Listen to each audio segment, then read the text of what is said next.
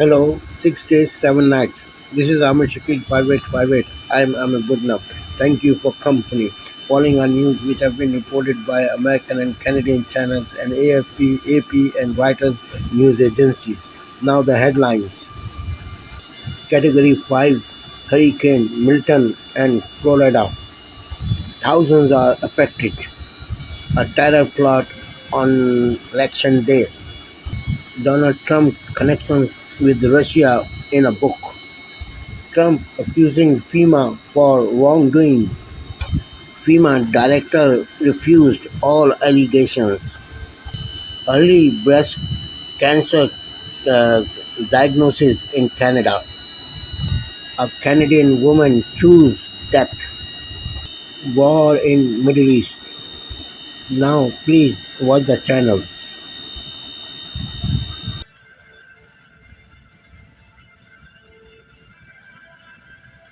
Tonight, the race to escape as monster Hurricane Milton threatens to make a direct hit here in Florida.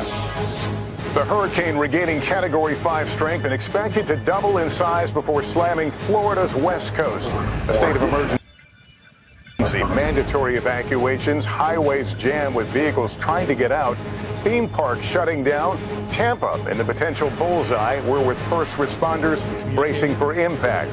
Tropicana Field, where the Tampa Bay Rays play, transformed into a base camp. President Biden warning this could be the worst storm to hit Florida in over a century as the southeast is still reeling from Helene. Al Roker with the shifting new track tonight. Also this evening, 4 weeks until the election, Kamala Harris on a media blitz and asked what would she have done differently than President Biden. How she answered. And the new book claiming Donald Trump secretly sent COVID testing machines to Vladimir Putin during the shortage in 2020. How his campaign is responding. And just in, the Afghan national under arrest in Oklahoma, the terror attack he's accused of plotting for Election Day. The new legal battle over children using TikTok, why more than a dozen states are now suing the popular app. This is NBC Nightly News with Lester Holt, reporting tonight. Good evening. I'm Jeff Bennett. Amna Nawaz is away. On the NewsHour tonight, the already storm-battered Florida Gulf Coast braces for impact from Hurricane Milton. Vice President Kamala Harris and former President Donald Trump continue their efforts to rally support with early voting already underway.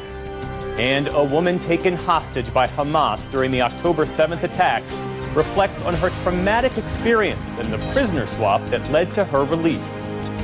When I came back, I asked myself the same question like in Gaza. Why God sent me back? And we start the day's other headlines with a legal challenge against TikTok and its impact on the mental health of children. 13 states and the District of Columbia filed lawsuits today alleging that the short-form video app's algorithm is intentionally addictive. The suits argue that certain design features like tailored content, push notifications, and endless scrolling exploit young users by keeping them on the app for hours. Today, New York's Attorney General said it's causing profound psychological harm to young people. We wanted to protect children. It's as simple as that. Because nationwide, children and teens are struggling with significantly high rates of depression, anxiety, suicidal thoughts, suicidal ideation, and other mental health issues, largely because of social media. The states are seeking new financial penalties against the company. TikTok called the claims inaccurate and misleading, pointing to its safety features like screen time limits for minors. President Biden is pushing the nation's water utilities to replace lead pipes across the country within 10 years. The plan announced today comes a decade after the water crisis in Flint, Michigan, renewed concerns about the dangers of lead in tap water. Lead is a neurotoxin that can cause health defects, including brain damage. Children are especially at risk. The president made the announcement at a rally in Milwaukee today. The city has the 5th highest number of lead pipes in the U.S. What's the government for if it cannot protect the public health? And in the process, we're creating jobs. We're building a better America. And clean water is just one critical part. 1,500 premature deaths a year. The UK spy chief issued a stark warning today about a rise in assassination attempts by Russia and Iran. MI5 Director General Ken McCullum said his agents and police have stopped 20 Iran-backed plots since 2022. And he warned that increased violence between Iran and Israel could lead to more Iranian state aggression in the UK. In a rare public speech, McCullum also said that Russian military intelligence, called GRU, is waging a campaign to, in his words, generate mayhem on British and European streets. We've seen arson, sabotage, and more. Dangerous actions conducted with increasing recklessness, and having precisely the opposite effect of what the Russian state intends, in driving increased operational coordination with partners across Europe and beyond. McCullum also warned of signs that the Islamic State group is attempting a comeback. He cited the deadly theater attack in Moscow earlier this year as a brutal demonstration of its capabilities. The Nobel Prize in Physics has been awarded to two pioneers of artificial intelligence, John Hopfield of Princeton University and Geoffrey Hinton, a University of Toronto professor known as the godfather of AI. In their announcement in Sweden today, the Nobel Committee credited Hopfield's work in creating a data processing model based on the functions of the human brain. Hinton built on that work to develop machines that learn by fine-tuning errors until they disappear. We spoke with Geoffrey Hinton last year, shortly after he left his post at Google, and he warned about the dangers surrounding the technology he helped create. We should realize that we're probably going to get things more intelligent than us quite soon, and they will be wonderful. They'll be able to do all sorts of things very easily that we find very difficult. So there's huge positive potential in these things, but of course there's also huge negative possibilities. And I think we should put more or less equal resources into developing AI to make it much more powerful, and into figuring out how to keep it under control and how to minimize bad side effects of it. The Nobel announcements continue tomorrow with the Chemistry Prize. On Wall Street today, stocks rebounded from Monday's losing session. The Dow Jones Industrial Average added more than 100 points to close above 42,000. The Nasdaq jumped more than 250 points, or nearly 1.5%. The S&P 500 also ended higher on the day. And a passing of note, the baseball pitching great Luis Tiant has died. Born in Cuba, Tiant played for 6 different clubs over his 19-year career, winning 229 games along the way. But it was his 8 seasons in Boston that made El Tiante a star. Known for his unique wind-up and big personality, Tiant became the city's first Latino superstar. He was a 3-time All-Star and was inducted to the Red Sox Hall of Fame back in 1997. But Tiant fell short in his bid for Cooperstown. Luis Tiant was 83 years old. Still to come on the NewsHour, the U.S. Supreme Court takes up a case involving so-called ghost guns. We speak to Arizona Republicans about why they're considering voting Democratic in the upcoming election. And a musical endeavor uses natural environments to make recitals less formal and way more public. This is the PBS NewsHour from the David M. Rubenstein Studio at WETA in Washington, and in the West from the Walter Cronkite School of Journalism. democracynow.org/give. Welcome to Democracy Now!, democracynow.org, the War and Peace Report. I'm Amy Goodman. In Gaza, another 25 Palestinians have been killed as Israel's unrelenting war on the besieged Palestinian territory enters its 2nd year. On Monday night, Israeli strikes in central Gaza hit houses in the Barej refugee camp in the city of Deir al-Balah, killing 5 children and 2 women. The war is against civilians and children, women, the elderly. Who is this war against? What do we have in the Gaza Strip? Do we have aircraft carriers at sea or F-35 planes? What do we have? We have always been unarmed people. All Arab and European countries know that. We are oppressed and lost our rights. With the latest killings, the official death toll from 1 year of Israel's war is approaching 42,000, according to Gaza's health ministry. That would mean Israeli attacks have killed 1 out of every 55 people living in Gaza, though the figure is likely significantly higher More than 16,700 of the dead are children. In the occupied West Bank, the Palestinian Prisoners Society says Israeli forces detained another 30 Palestinians overnight during raids on Hebron, Nablus, Bethlehem, and occupied East Jerusalem.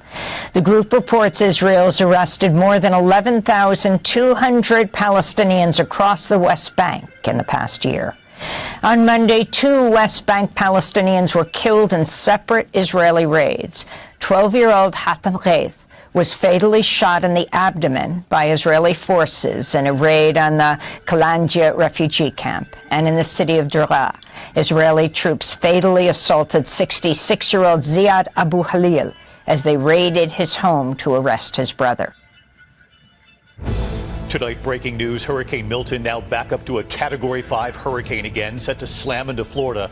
Millions tonight being warned this is their last chance to evacuate. The new forecast just in from the Hurricane Center. Also breaking at this hour, just moments ago, the Justice Department saying it has foiled an Election Day terror plot right here in the U.S. First tonight, the race to escape Hurricane Milton, the major storm re-intensifying to a Category 5 with winds now up to 165 miles per hour. Hurricane hunters flying into the eye, rocked by turbulence. Highways jammed with vehicles trying to get out of the path of the hurricane. If you choose not to evacuate, you do so at your own risk. Police warning residents time is running out. More than 1,300 gas stations across the state running out of fuel. The potentially historic storm surge up to 15 feet expected to hit the Tampa Bay area. Ginger Z standing by live in Florida with the new timing of this hurricane when it's now set to hit. Also tonight, former President Trump targeting FEMA again today. And tonight, after false claims and with millions trying to recover, Vice President Kamala Harris blasting the former president for spreading dangerous misinformation, what she said today. The breaking news at this hour, the Justice Department just moments ago saying they have thwarted an alleged terror plot targeting Election Day here in the U.S., what they've just revealed. Tonight, the journalist and author Bob Woodward and his new book, reporting that when the pandemic was raging in this country, then President Donald Trump secretly sent rare COVID test machines to Vladimir Putin for Putin's personal use. And Woodward says Trump and Putin have talked up to a half dozen times since Trump left office. Tonight, what Trump is now saying about this. The spiraling crisis in the Middle East, the Israeli military sending thousands more troops into southern Lebanon. Back here in the U.S., more than a dozen states suing TikTok now, claiming the wildly popular social media platform is intentionally addictive and dangerous to the mental health of children. The mugging, the Dodgers starting pitcher mugged by a mob of thieves, what they stole. And tonight we remember a beloved baseball great.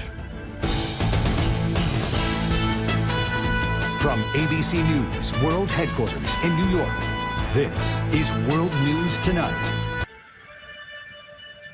Good evening from New York. I'm Chris Hayes. Hurricane Milton is expected to make landfall in Florida early Thursday morning.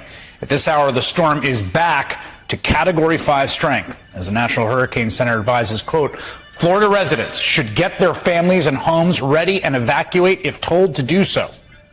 Milton is currently reaching maximum sustained winds of 165 miles per hour.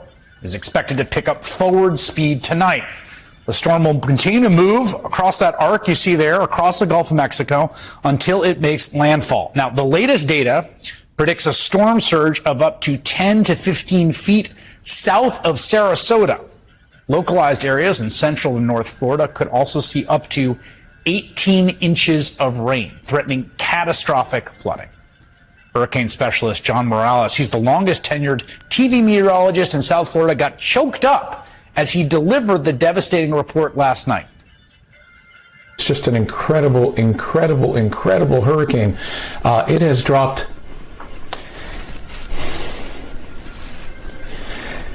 50 millibars in 10 hours. I apologize. This is just horrific.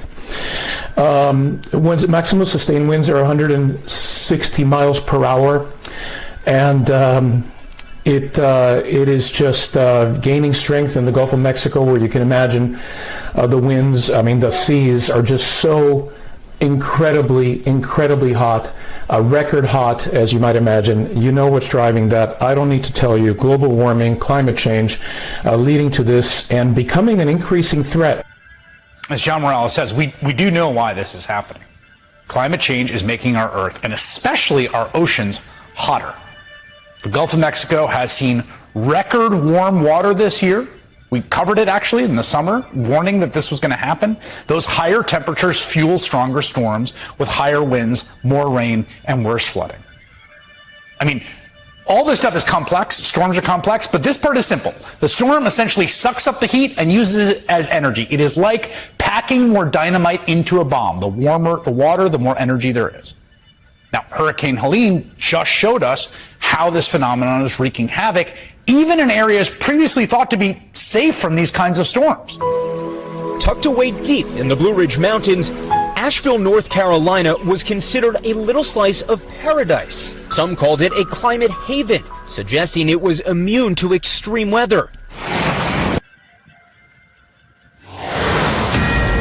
Good evening, everyone. I'm Laura Ingraham. This is the Ingraham Angle from Washington tonight.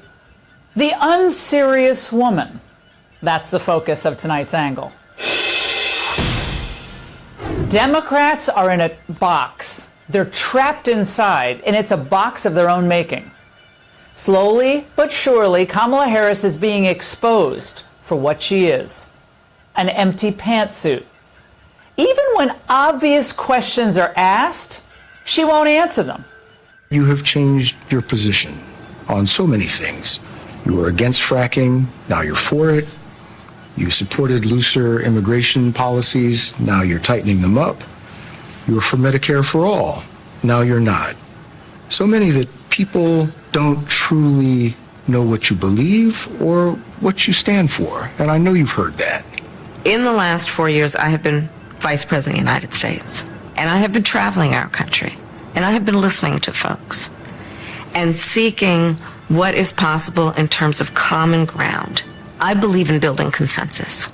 We are a diverse people, geographically, regionally, in terms of where we are in our backgrounds. And what the American people do want is that we have leaders who can build consensus, where we can figure out compromise and understand it's not a bad thing, as long as you don't compromise your values, to find common sense solutions. And that has been my approach. How does that explain the flip-flopping again? Well, after this interview, Americans will understand why that the campaign had to keep her so sheltered. But that strategy allowed Donald Trump to run the table. And since the debate, he's been on the move almost without a break. He's the Energizer Bunny candidate, which is making the media and Democrats very, very anxious. She's got such a big problem with men. I think there's an undercount of the Trump vote. I think there is misogynation in all of this, black and white men. Big problem, but also the business world. They don't think she is serious. They don't think she's a heavyweight. Because she's not a heavyweight.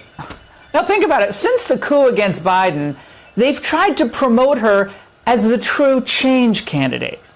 I think people are exhausted, and they're ready to turn the page and chart a new way forward. Yeah.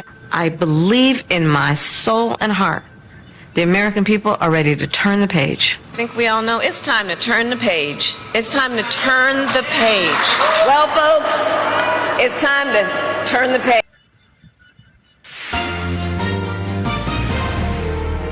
A blunt warning this Tuesday night about what's feared is the worst storm in a century. If you choose to stay in one of those evacuation areas, you're going to die. That's Tampa's mayor on CNN as Hurricane Milton races towards Florida, the thousands on the move, and how patients in one hospital will be forced to stay put.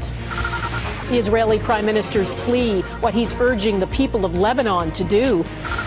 Attention, Taylor Swift fans. Ticketmaster's new rules to prevent scammers from having a marvelous time ruining everything.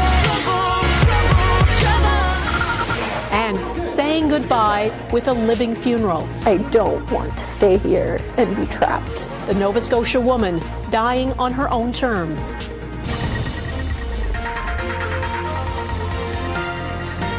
Global national.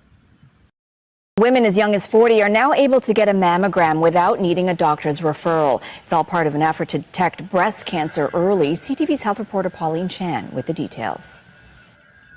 Fernanda Dominguez Perdicaris calls herself a breast cancer patient in survivorship. She got a mammogram at age 49 by a fluke. Because her health was so good, her doctor said she didn't need to come in for another checkup for more than a year. So that's why they said, okay, let's go ahead with the breast cancer screening now. And when her ultrasound technician finished, she said, you know, I'm going to go get the radiologist to come in and talk to you. But I just want to tell you, I'm really glad that you didn't wait till you were 50. But now women with no family history of breast cancer and no suspicious lumps can simply ask for a screening. Definitely, we are seeing breast cancer in younger women. It now means they can get an appointment without having to wait. It's actually a win-win for women in Ontario. Not only do they get the chance to have their cancers found earlier, which gives them a better survival, it also lets them get treated with less aggressive therapy than when cancers are found later. And Dr. Paula Gordon says it will save the province money. The average cost to treat a stage 1 cancer is about, all in, $39,000. If a woman has a stage 4 cancer and it's HER2 positive, it could be over $500,000 per patient. Now you take that money and spend it on screening more women in the 40s, there are going to be fewer advanced cancers. But Sidra Lone says all age restrictions for mammograms should be removed. She was just 38 when she was diagnosed this past spring after hearing several young colleagues were also diagnosed with breast cancer. Her first doctor said she didn't need screening yet, so she lied to a second doctor. She was the one who asked me, do you have a family history? So I just said, I do. It was a lie, she says, saved her life. 85% of breast cancer patients have no family history of the disease. Women. The faster we're falling, we're stopping, stalling, we're running in circles again. He's rocked out on some of the biggest stages.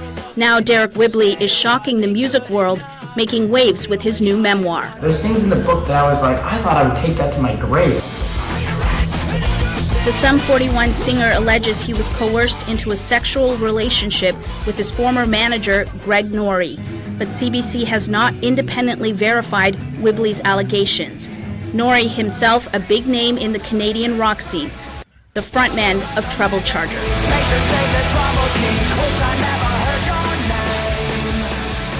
Whibley writes he was just 16, starting out, when Norrie took him under his wing, introducing him to drugs and alcohol, grooming him, Whibley alleges.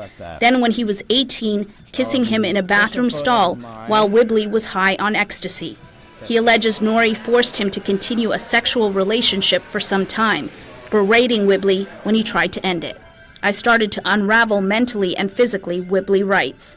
Music journalist Karen Bliss says she was in the industry at the time. There's definitely a power difference with a young artist or any artist and someone in a perceived position of power. And maybe it's up to us as adults in the music industry to go to that young person and say, are you okay? Greg Norrie has not responded to CBC News' request for comment, but he told the Globe and Mail these are false allegations. He also said he retained a defamation lawyer.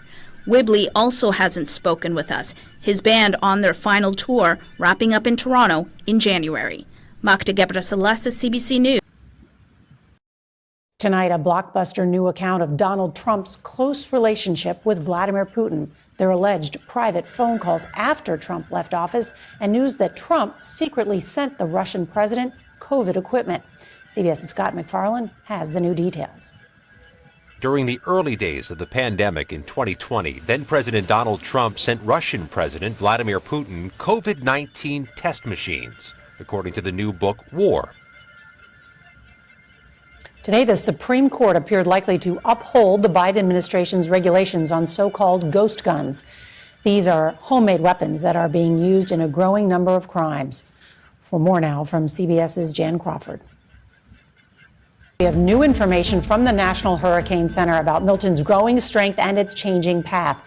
Millions are bracing for life-threatening impacts as the storm has re-intensified to a monster Category 5 with winds howling at 165 miles per hour.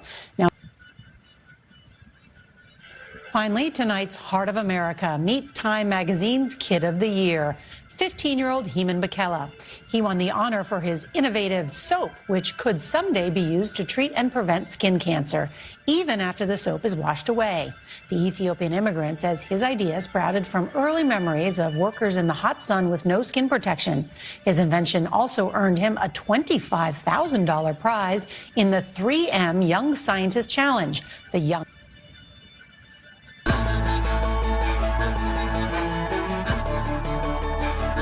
It may be hard to believe that those old school political yard signs can have an impact in the internet age. But in tonight's Eye on America, CBS's Major Garrett explains that they do, especially in Omaha, Nebraska. In the heart of this Omaha neighborhood, a sea of blue dots. What does the dot mean to you? You know, the first and foremost thing it represented was vote. That is Jason Brown. He thought of the blue dot late this summer and began spray painting them, one at a time. 200 went to 400, one went to 1,800. Thank you for all your effort. Neighbors swiftly took notice and asked for their own, which Jason and his wife Ruth happily supplied. People would just come up to your house. We had no campaign, no publicity or anything. It just was happening word of mouth. Does it help that there's no name? We debated it. Literally that first one. Should we put vote across it? Wasn't done, you know. Quickly, like within 30 seconds, we're like, yeah, let's just leave it a blue dot. Thank you for sparing your precious time. This is Amir Shakil. Have a good life. Bye-bye.